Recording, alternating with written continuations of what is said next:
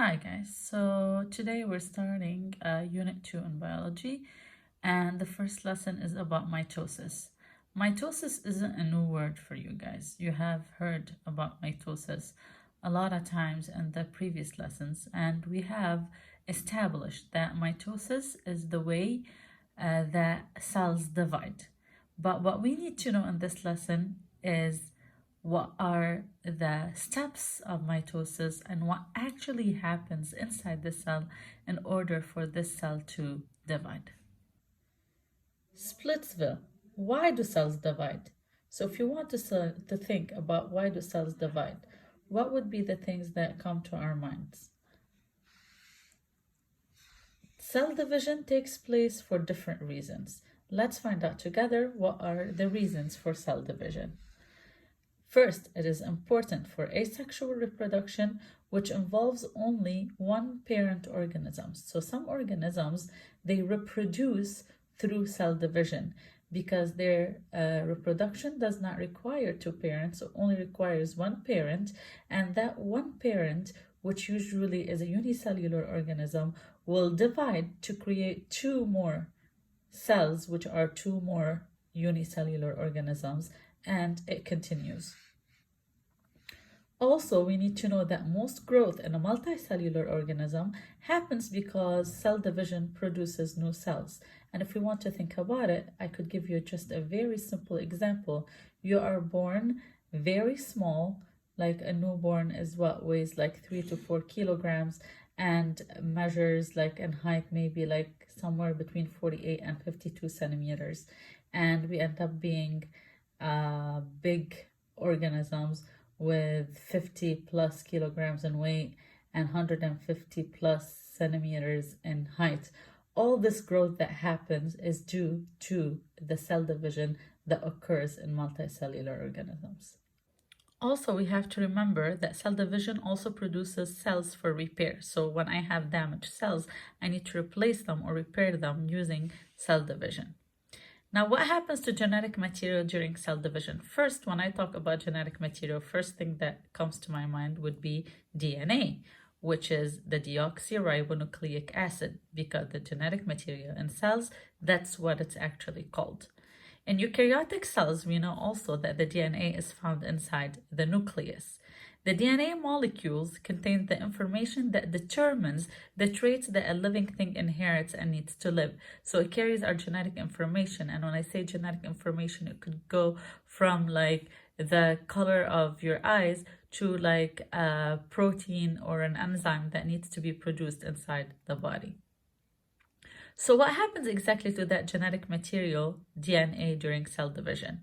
During most of cell's life cycle, DNA is found in a mass of loose strand called chromatin. So technically, the DNA, when you look at it, it looks like strands that are interconnected called chromatin.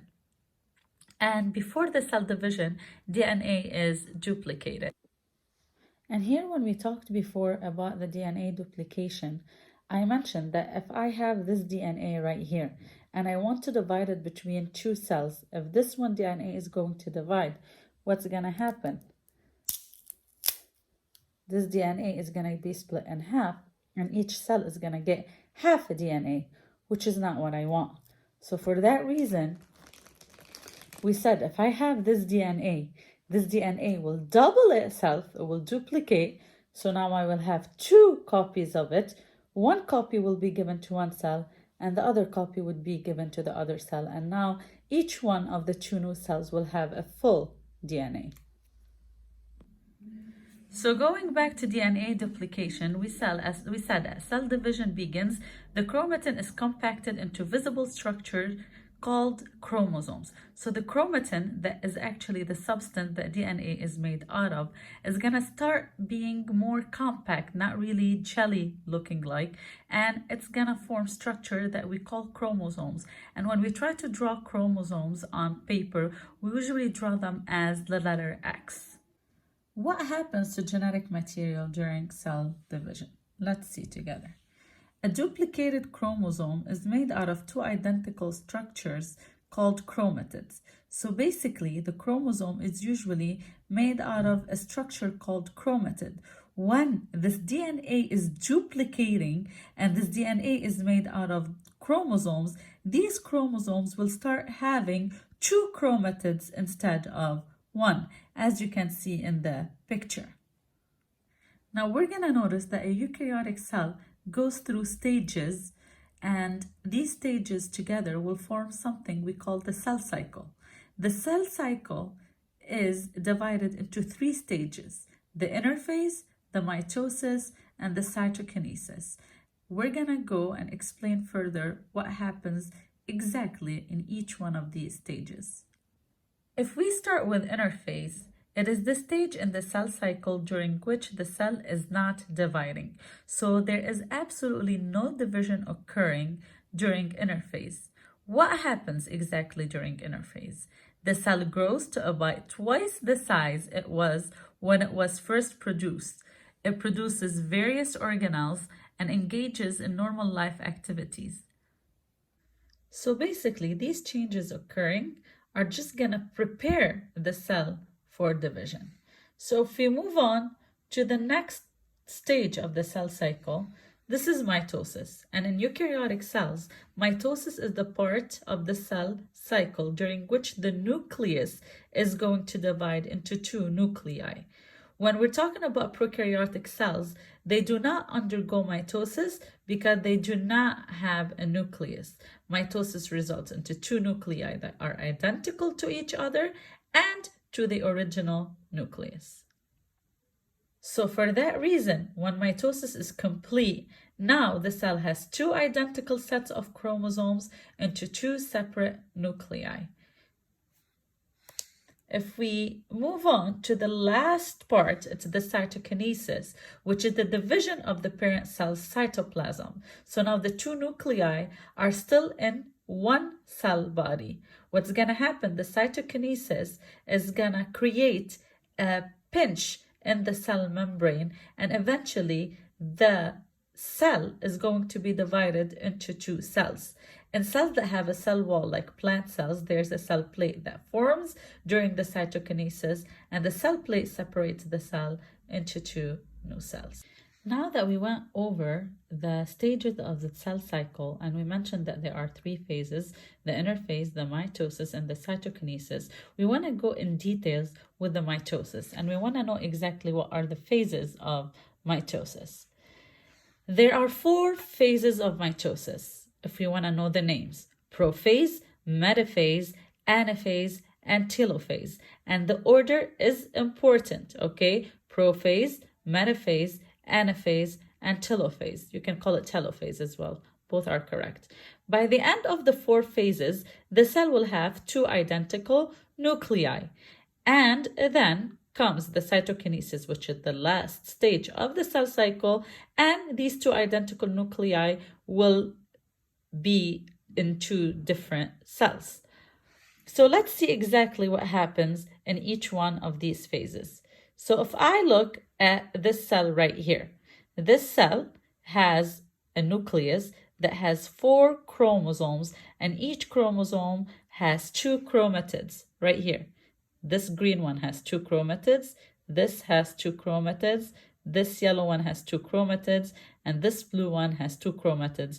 And all of these chromosomes are inside the nucleus of the cell. So basically, if we want to describe this first phase of mitosis that we call prophase, the chromatin in the nucleus is condensing into chromosomes, and the membrane around the nucleus starts breaking down. If you could see here, the nuclear membrane starts breaking down. It's gonna disappear soon.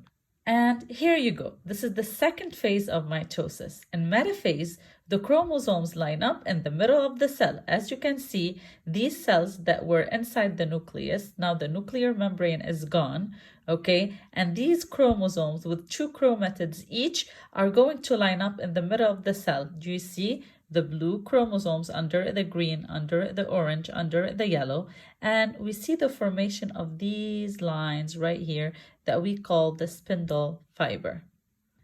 Now, in the third phase of mitosis, which is called anaphase, the chromatids of each chromosomes are pulled to opposite sides of the cell. So here are my blue chromosomes that had two chromatids. One chromatid is going to go to this pole of the cell, and the other one is going to go to the other pole. Same thing with the green, same thing with the yellow, and same thing with the orange. So basically, each chromatid will be migrating to a side of the cell. And now here we go in telophase. Now we have a new nuclear membrane that starts forming around each group of chromosomes, which become less condensed. If you look at these chromosomes right here, there is a nuclear membrane starting to form, and here there is a nuclear membrane starting to form. So which shows me now that this one cell has two nuclei, and in each one of these nuclei, so in each nucleus, I have one green chromosome with one chromatid, one blue chromosome with one chromatid, one yellow chromosome with one chromatid, and one orange chromosome with one chromatid. Same thing on the other side. And then now that mitosis is over, the cytokinesis is going to begin, and we're going to see that these two nuclei are going to become two new cells. So here we go. After mitosis, the cytokinesis results into two new cells, and the two new cells start the cell cycle again. So these two new cells right now are going to have to go through the cell cycle all over again.